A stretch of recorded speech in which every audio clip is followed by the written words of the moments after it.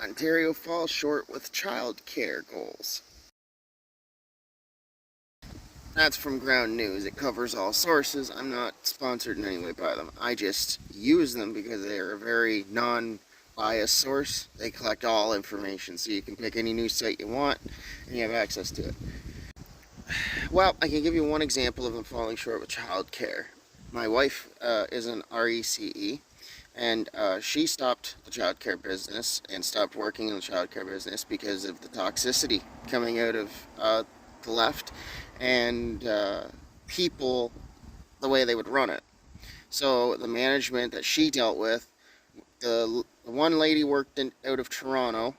She drove 2 hours, so like to Kingston, to work, and then she'd drive another like hour and a half out of town a different direction, and like a whole bunch of wasteful spending on gas and a whole bunch of nonsensical stuff at a daycare that has next to no outdoor area. It was done in an old church that needed like serious heavy renovations to be, oh pardon me, safe for children, and there was a lot more to it besides all other negligent spending and trying to screw people out of a paycheck and just the poor management side of it. They ended up getting over 27 infractions, I believe.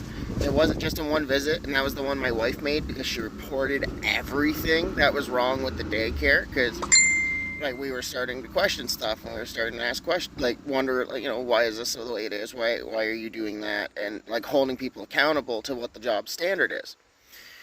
And she got canned for it, and in the midst of getting canned, we called the ministry, and we were like, yeah, no, it can't be ran like this. And they got a lot of infractions, but never any real repercussions. I mean, they got fines and whatever, but they stayed open for almost an additional year before they finally couldn't do it anymore.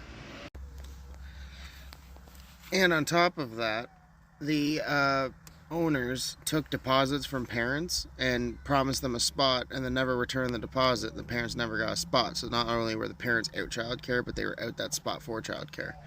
So it was always just a wild mess.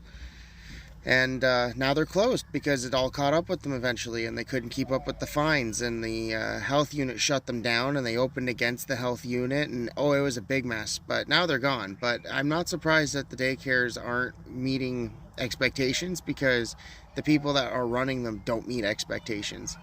I mean, they're just giving anybody licenses now.